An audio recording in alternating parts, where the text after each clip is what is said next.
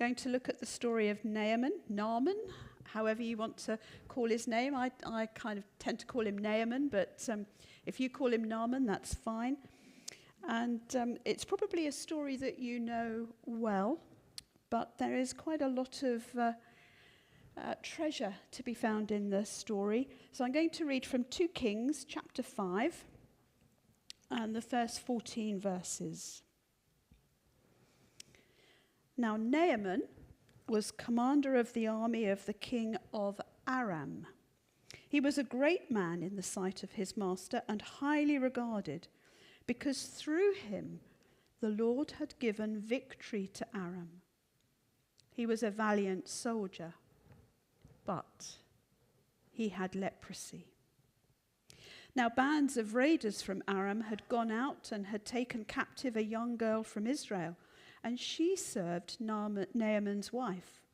She said to her mistress, "If only my master would see the prophet who is in Samaria, he would cure him of his leprosy." Naaman went to his master and told him what the girl from Israel had said. "By all means go," the king of Aram replied. "I will send a letter to the king of Israel." So Naaman left, taking with him 10 talents of silver, 6,000 shekels of gold, and 10 sets of clothing. The letter that he took to the king of Israel read, "With this letter I am sending my servant Naaman to you, so that you may cure him of his leprosy."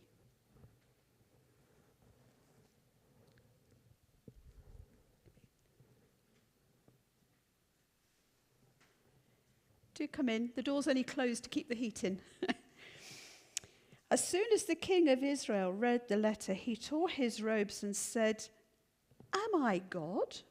Can I kill and bring back to life? Why does this fellow send someone to me to be cured of his leprosy? See how he's trying to pick a quarrel with me." When Elisha, the man of God, heard that the king of Israel had torn his robes, he sent him this message: "Why have you torn your robes? Have the man come to me, and he will know that there is a prophet in Israel." So Naaman went with his horses and chariots and stopped at the door of Elisha's house. Elisha sent a messenger to say to him, "Go, wash yourself 7 times in the Jordan, and your flesh will be restored, and you will be cleansed." But Naaman went away angry and said, "I thought that he would surely come out to me and stand and call on the name of the Lord his God, wave his hand over the spot, and cure me of my leprosy. Are not Abana and Pharpar, the rivers of Damascus, better than all the waters of Israel? Couldn't I wash in them and be cleansed?" So he turned and went off in a rage. Naaman's servants went to him and said, "My father, if the prophet had told you to do some great thing, would you not have done it?" Thank you, Yvonne. "How much more, then, when he tells you, 'Wash and be cleansed'?" So he went down and dipped himself in the Jordan 7 times as the man of God had told him, and his flesh was restored and became clean like that of a young boy. I don't know about you, but when I was looking at this, I found that I was very familiar with the story of Naaman and the command that he go and bathe 7 times in the river. I hadn't quite appreciated the story that kind of wrapped around it. Naaman is, a well-known story. He was a high-ranking commander in the army, privileged. He was considered valiant by his master. Victory had been won because of his leadership. God had given that to him through his leadership. And his master was the king of what we would call Syria today, Aram. And they were enemies of the Israelites. Some things never change, do they? They were enemies of the Israelites. But Naaman was not an Israelite. And during one of the previous battles with Israel, a young girl was captured, and she is now serving as a maid to Naaman's wife. You'd think it was a perfect life, wouldn't you? Lovely military commander, successful in all he does, married, wife's got a maid. What else could he want? Clearly wealthy. But it's not a perfect life because there's a but. And I wonder how true that is of us. You know, there's always a but, isn't there, in our lives?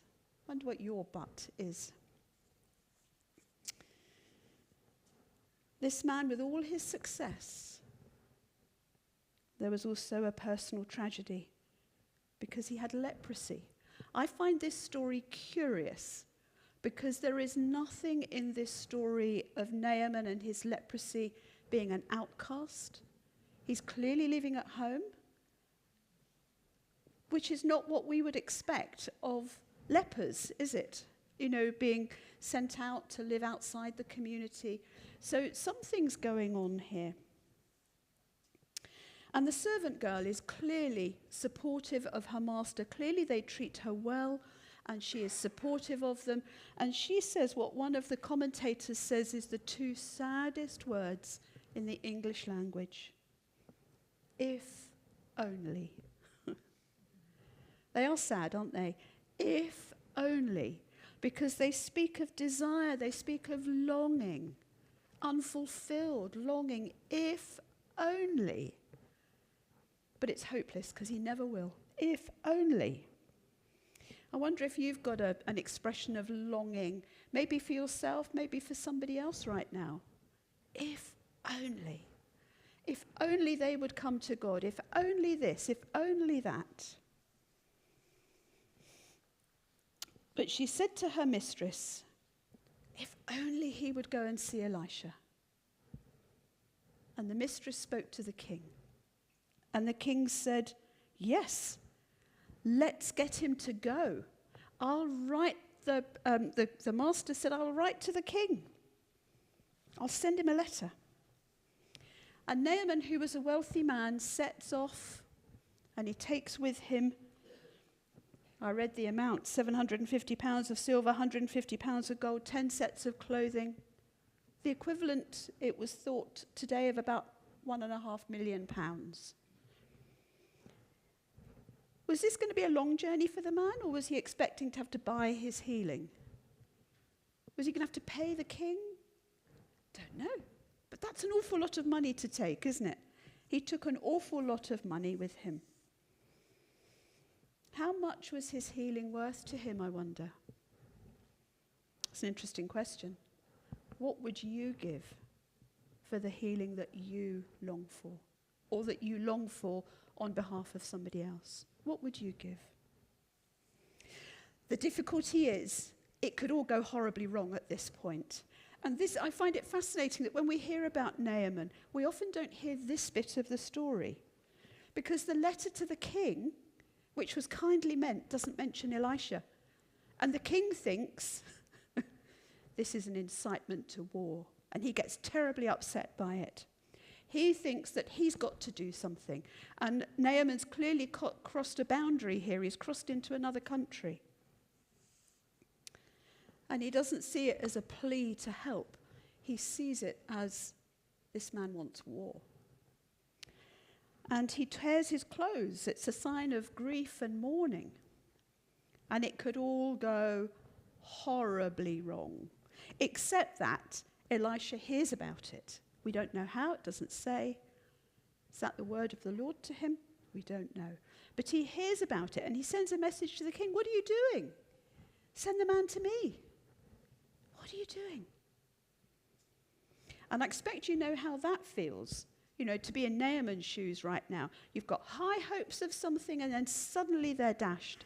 And it looks like you are in the middle of a terrible difficulty that actually you didn't start and now you don't know how to get out of.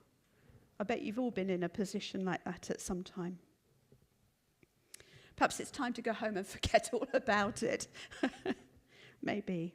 We don't know the time frame. It doesn't tell us the time frame. But Elisha acts fast. Send the man to me.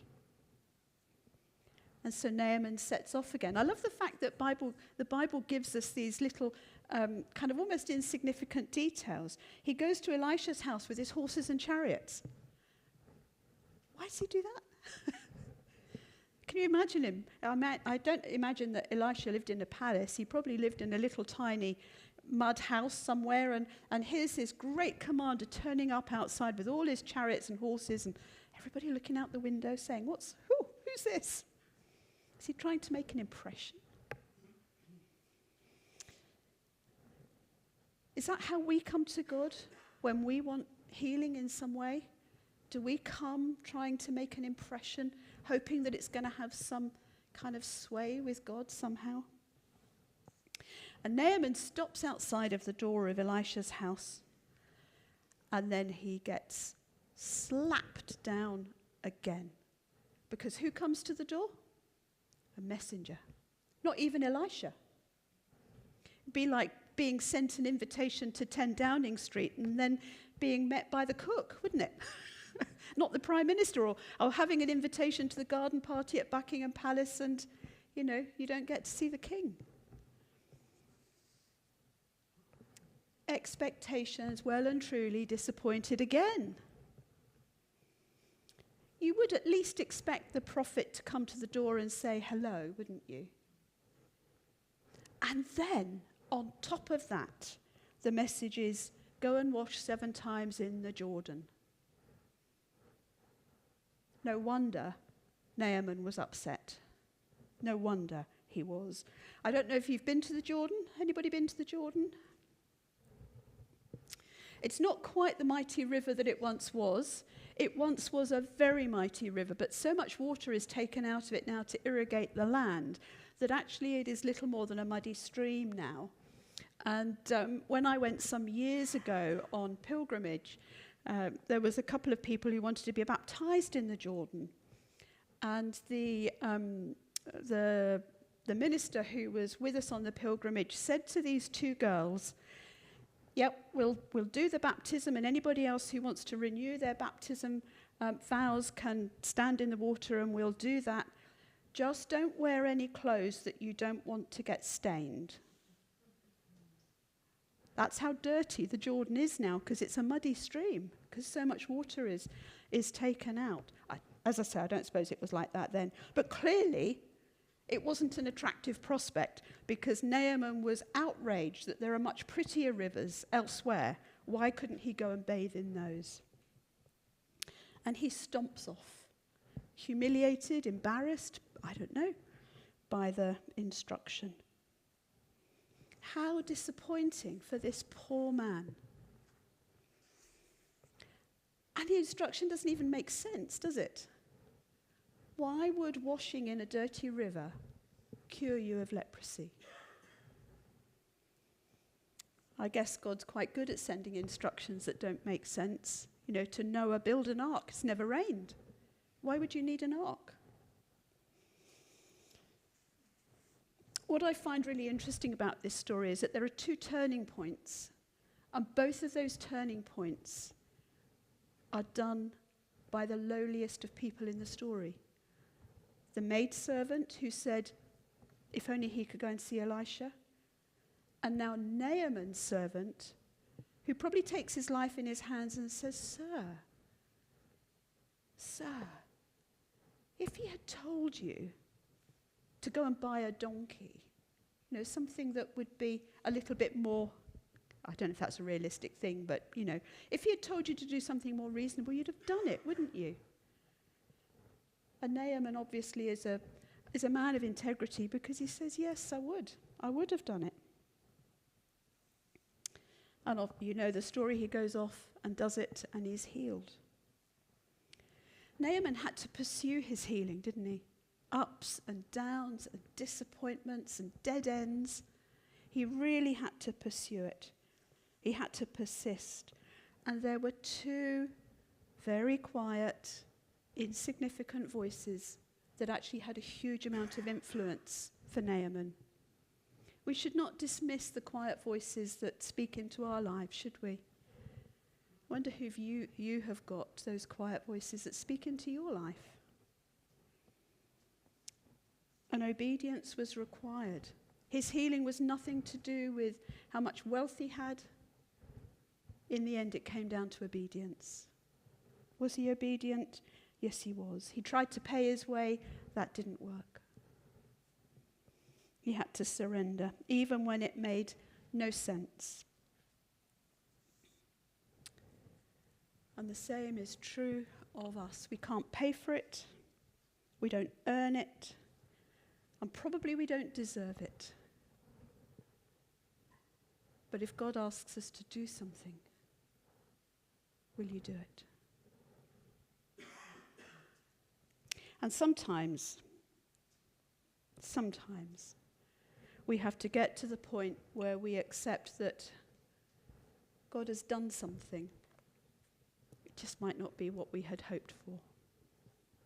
And maybe in God's eyes, that's the healing we need.